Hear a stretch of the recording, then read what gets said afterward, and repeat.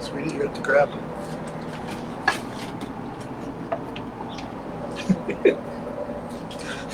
Sorry, everyone. Give it a shot. Oh, we're live, yeah. All right. That was Sir Basil. Hi, everyone. Welcome to the House of Meditation in Harrisburg. And yes, tonight I have my special guest, my little buddy, Sir Basil.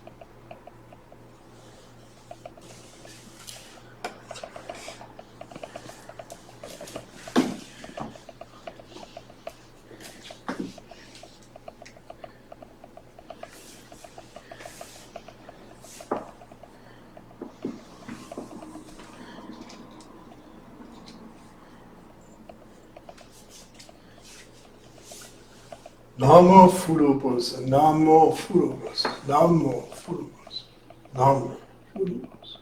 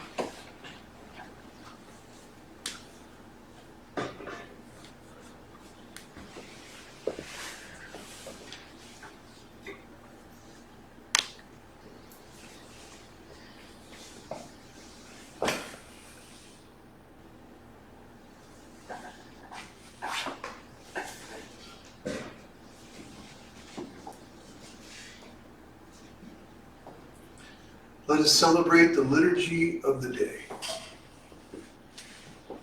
Let us make the peace. May all beings awaken to that peace which is our true home. Let us take refuge. I take refuge in the ground of being, within which I live and move and breathe. Let us make the accord. I take sanctuary in the heart of being, accepting all of my delusions in thought, word, or deed, born of ignorance, hatred, and greed. Let us give thanks. I give thanks for all things, awakening to the interbeing of all nature. May my heart be open and my mind clear. May all be free from suffering and the causes of suffering, and may all come to know that peace which is born of insight and understanding.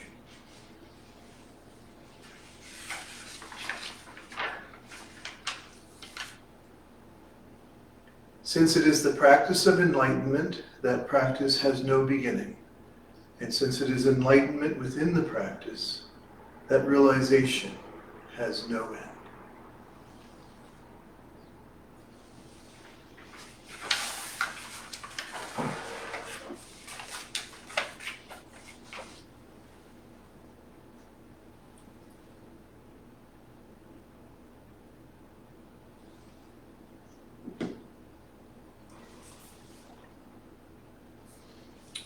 Tonight we continue our series on my newest book, The Three Principles of Oneness. We are now on chapter 6. This chapter is entitled Science and Spirituality. So I'm going to read two quotes here. The first one is by Joseph Campbell. The image of the cosmos was changed with the development of the mind and knowledge. Otherwise, the mythic statement is lost, and man becomes disassociated from the very basis of his own religious experience. Doubt comes in, and so forth. You must remember, all the great traditions and little traditions in their own time were scientifically correct. That is to say, they were correct in terms of the scientific image of that age. So there must be a scientifically validated image. Now you know what has happened. Our scientific field has separated itself from the religious field, or vice versa. This divorce, this is a fatal thing, and a very unfortunate thing, and a totally unnecessary thing. Joseph Campbell. And then by Arthur C. Clarke. Politics and religion are obsolete. The time has come for science and spirituality.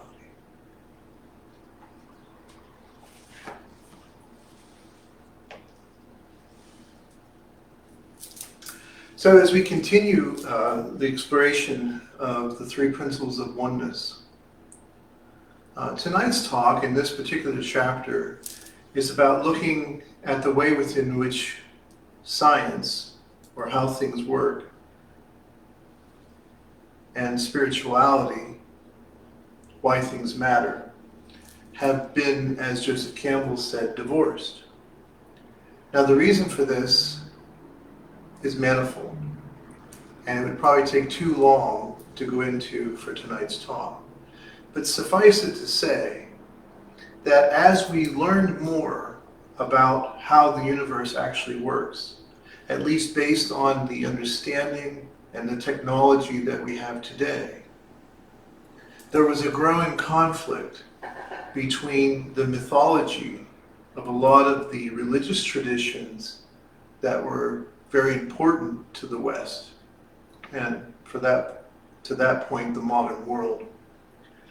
And as new discoveries in science began to challenge these ideas, you saw this growing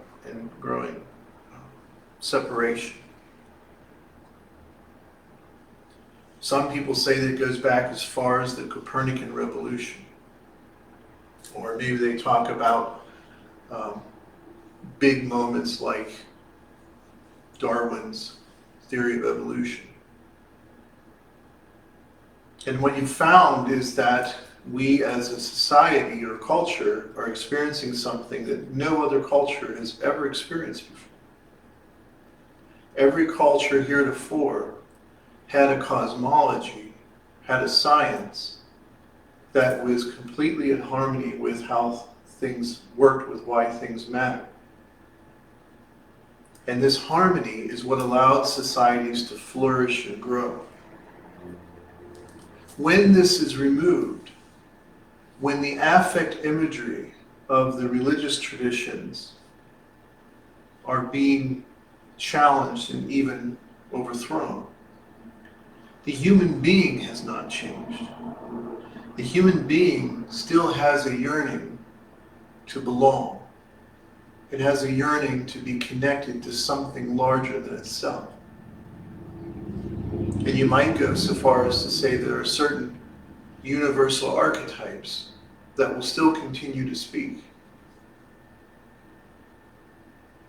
Unfortunately, what happens is that as that affect imagery is lost, the people go through a period where they have no clear vision. And that gap often is filled with secular versions, religions that no longer are centered in ideas like love or grace, but they become vehicles of control, of power, of judgment. And so one of my passions and one of my personal beliefs is that we must bring those two worlds together again. We must bring them together again so that wisdom and not knowledge is what's at the heart of our culture, our values, and how we create character. Without this, we will be lost. It's that critical. Now, in the book, I mentioned in this chapter how, folks have tried to reconcile. And one of the ways is by creating separate magisteriums. Stephen Jay Gould, the famous evolutionary theorist, said, why don't we keep religion over here and they'll just talk about why things matter. And science and technology and knowledge will just be about how things work. And while I think that his efforts were kind and even had a sense of good intention, ultimately it still keeps them separated from each other. There's no real connection. And what you find is you find different religious traditions trying to catch up to the knowledge. But the problem is, this never quite works. Because so much of why things matter rested upon an earlier science, an earlier knowledge, which we no longer accept. And what the mind cannot accept, the heart cannot embrace. And so again, I say, we must bring these together. So when I talk about scientific concepts, or I'm going to teach the Dharma, or I'm going to help someone pastorally who's going through a difficult time, or maybe is going through grief, I can refer to scientific ideas and knowledge as a way of communicating a message of hope and liberation. And I can do this seamlessly. And this is the type of education that clergy need to have. And of course, in our seminary, in the Blue Lotus School of Mindfulness Arts, our seminarians are trained this way. And that doesn't mean they have to be experts in science. But it means that they know how to have conversation. They know how to speak with authority and speak with a seamless harmony between what were known as two worlds. And this effort comes out of our essential understanding that everything is one. And so therefore, there is no duality. There is no separation between these two. It's artificial. And perhaps it's just a process of growing pains. But now, more than ever, we need this. We really do. Now, one of the things that I've been saying throughout these talks is, talking about the place of evolution. So evolution for me is not something separate from spirituality. In fact, I would say that evolution is all about consciousness. That for me, evolution is the way within which life forms become more and more complex.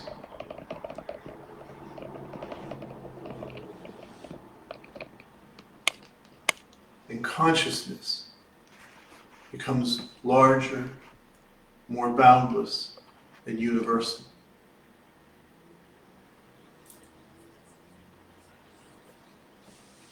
And when we have a view like this of evolution and consciousness as really being one, then we can begin to bring other understandings, other insights into the language of spirituality. So that ultimately, whether I'm using a scientific term or I'm using something that would be considered traditionally a spiritual term, either way, what we're experiencing is oneness.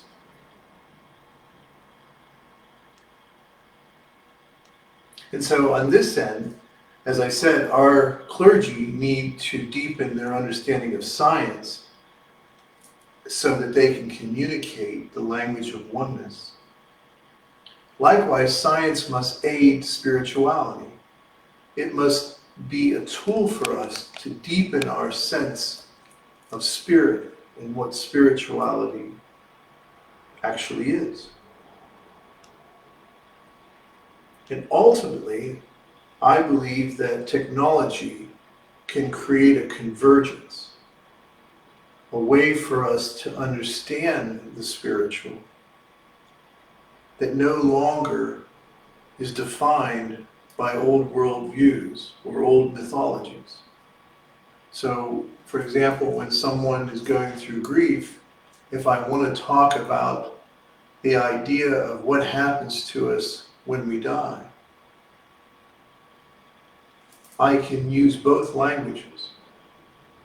I can use the explorations in consciousness and the understandings that have grown to give a clear and confident sense and help that person to have a sense of meaningfulness that does not depend on an old worldview or an old mythology that's millennia old, that may not make sense anymore for a modern person.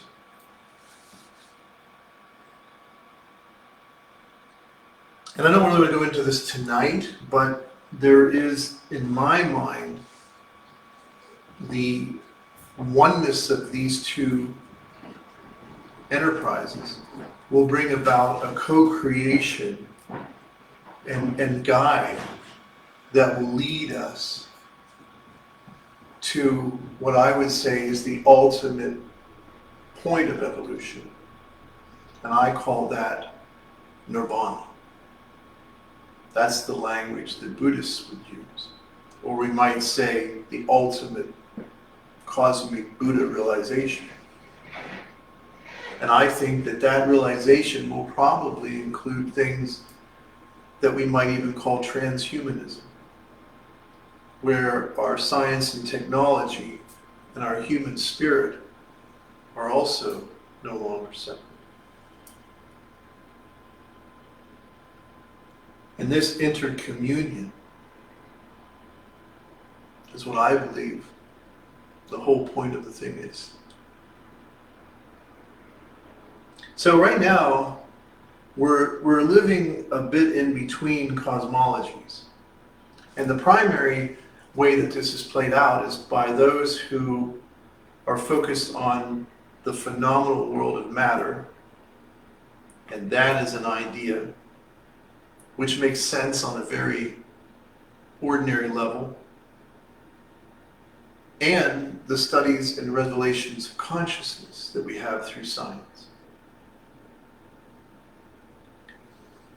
And that's the main place within which I think that conversation hinges. Because those that are focused on matter and believe that matter ultimately is composed of some smallest thing, and you get to the smallest thing, and that explains everything else. Or that matter is the beginning and end all. Then you move to a place where the phenomena of consciousness, which without science is even possible, you find that folks in that camp begin to think of consciousness as something that's just an epiphenomena of matter. Or, more, even worse, that consciousness doesn't even really exist, that it's some sort of phantasm. And that humans are reduced, as I've said many times, to meat zombies made of bone and muscle and blood, signifying nothing.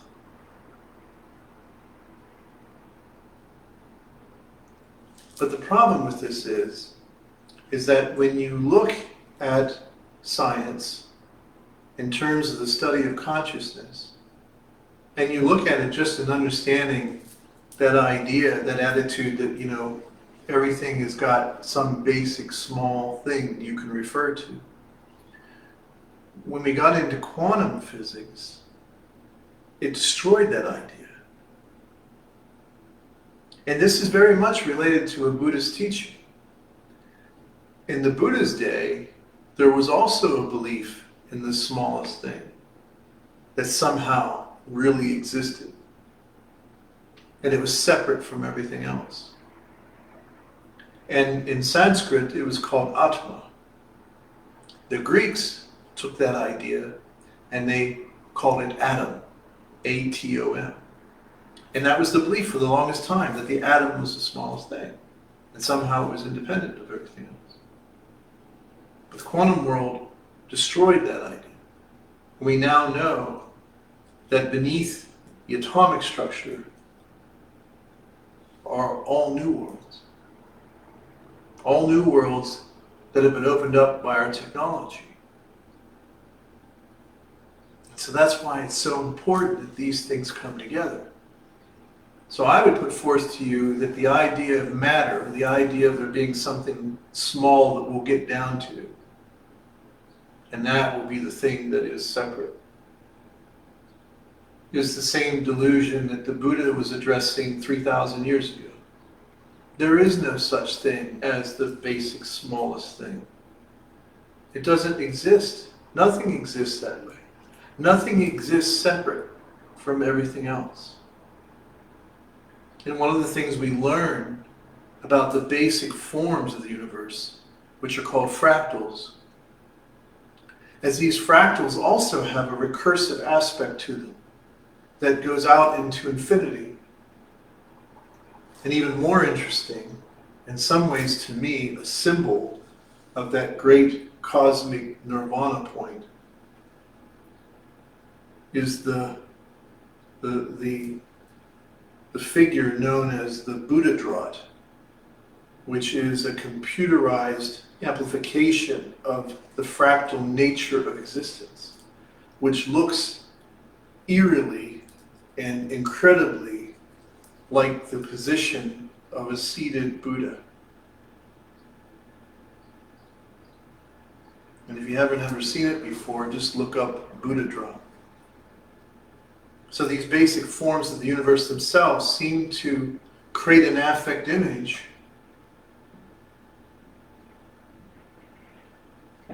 that is remarkably similar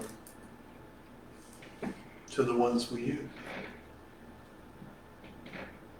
So we have to help our science move away from the matter myth and focus more on consciousness. And consciousness is the missing element and the aspect that brings it all together. And we have to expand what the empirical or evidentiary model is, so it includes consciousness. And of course, there are a ton of people doing this already. From Wolfgang Pauli to Sir Roger Penrose. And so it's already there for us. And we don't know everything, of course, but we're beginning to understand more and more the relationship between consciousness and the cosmos, and even with our own bodies in the field of neurotheology, the way within which we serve as transmitters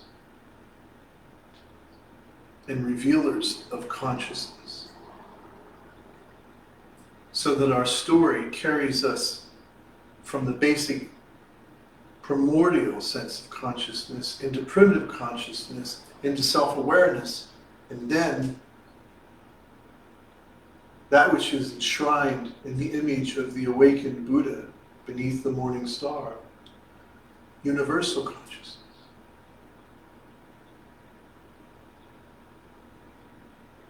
Because spirituality is the way in which consciousness and society finds its center. And so ultimately, bringing those two worlds together is a way for us to find our center. Because without that center, an individual cannot grow, a society cannot grow. And so I would encourage you, in whatever manner and way that you find, to share this concept and idea.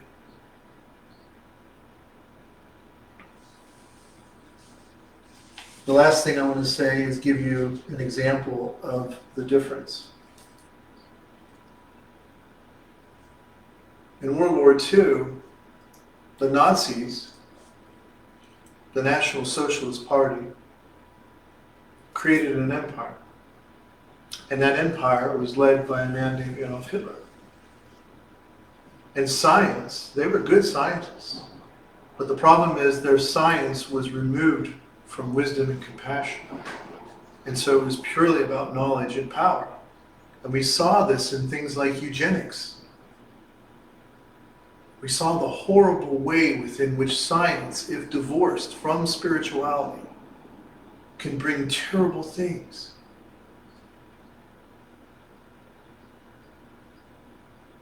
And then another example was from the First World War. Terrible time for the planet. But there was a unique experience that happened in 1914 that involved over 100,000 soldiers on both the German and the Allied side. It's called the Christmas Truce. It was Christmas Day, 1914. And it wasn't created by those in authority. The soldiers themselves began to show the way within spirituality transcends everything else. And it is the center. The Germans began to put up lights. They began to sing carols. The Allies responded, and they found themselves going into no man's land to share gifts with each other. Cigars, alcohol, sometimes food.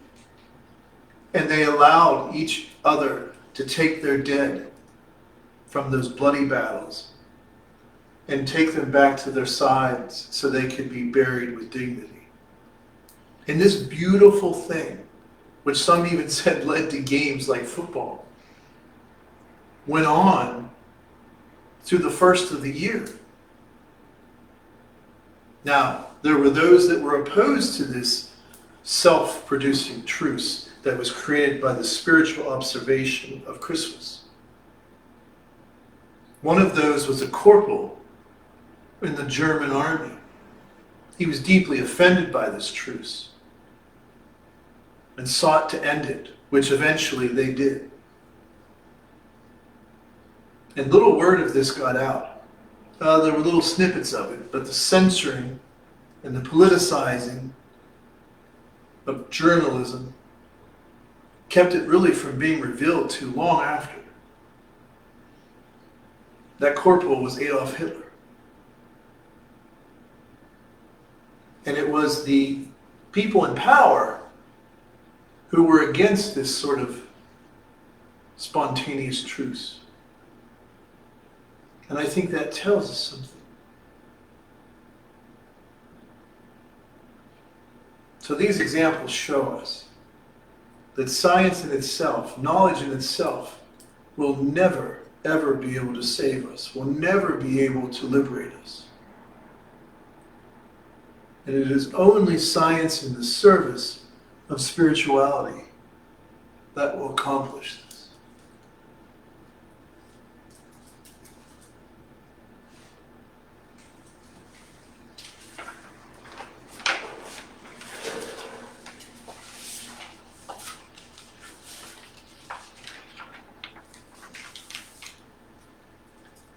The moment we receive true and trusting, solid and clear like a diamond, infinite light and life embrace and protect us, liberating us completely. Let us recite together the 4 immeasurable vows. Sentient beings are numberless. I vow to liberate them. Delusions are endless. I vow to end them. The ways of compassion and wisdom are boundless. I vow to embody them. The way is unattainable. I vow to attain it. Let us share the precepts for the community of the Bodhisattva's vow. I allow my true self to manifest in all aspects of life. I take complete responsibility for my own life and all of my actions. I affirm my personal being and acknowledge it as a path to awakening and freedom. I embrace all aspects of my personal being, including my shadow, so that they may be transformed. I affirm an attitude of openness to my true self, even in the midst of suffering.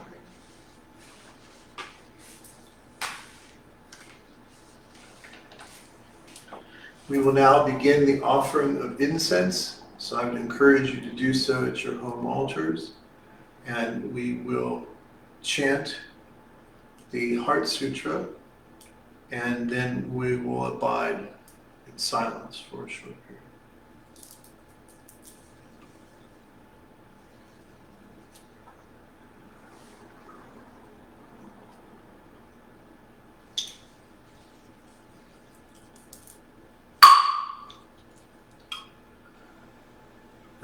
Gate, gate, hera gate, gate, gate, bodhiswa, gate, gate, hera gate, hera samgate, bodhiswa. Pera Samgate Bodhiswa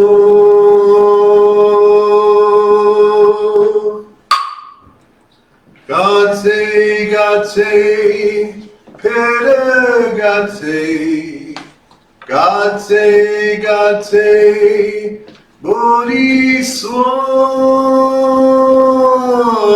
Gate Gate Pera Gate Pera Samgate Bodhiswa Pera Samgate Bodhiswa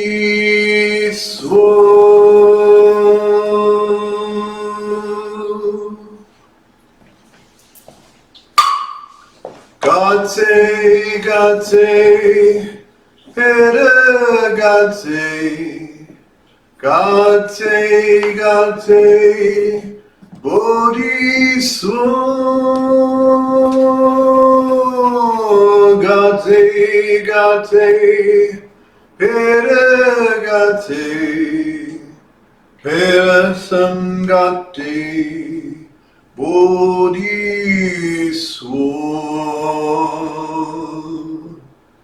Pera Samgate Bodhiswa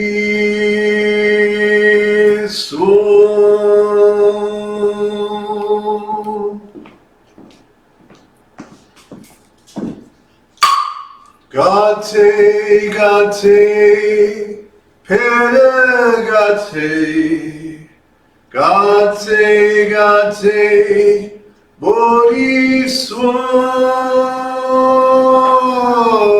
Gate Gate Pera Gate Pera Samgate Bodhiswa Pera Samgate Bodhiswa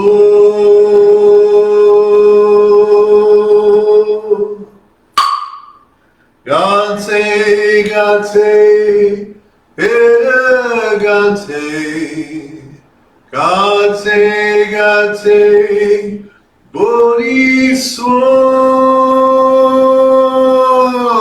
Gate Gate Pera Gate Pera Samgate Bodhiswa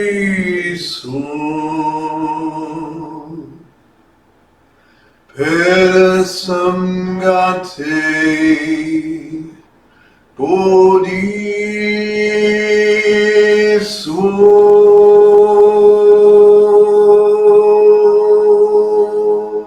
Bodhiswa Gate Gate Pera Gate Gate Gate Bodhiswa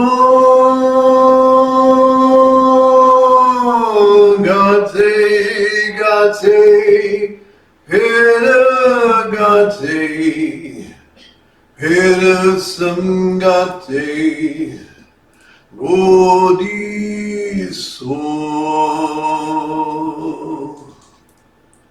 Pera Samgate Bodhiswa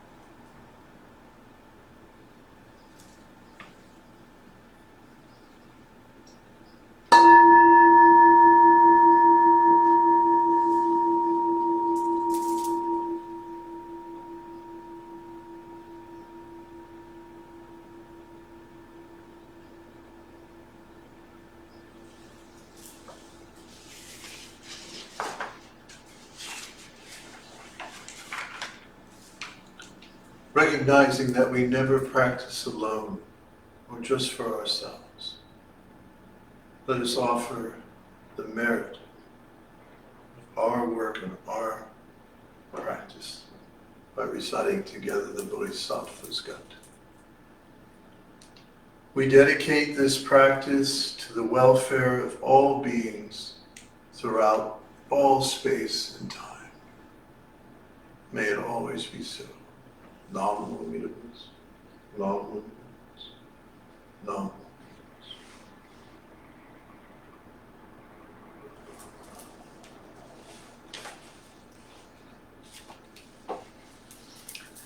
Thank you once again for joining me on our weekly meditation service Monday nights. I would again ask and hold out my bowl. I'll hold out my bell. Asking that you would consider offering a monthly support for our ministry. If you enjoy these services, if you have benefited from the work that we do, please consider doing so. The best way to do that is you can offer any kind of gift you wish, but the best way to do that on a monthly basis is by joining the Lion's Gaze. If you go to AskSenseiTony.com and you become a Lion's Gaze member, as a free gift, you will receive weekly Dharma talks that get deeper into Buddhist practices, and also special time one-on-one with myself. So I hope that you will do that. Your gift of dana helps us to grow. Thank you.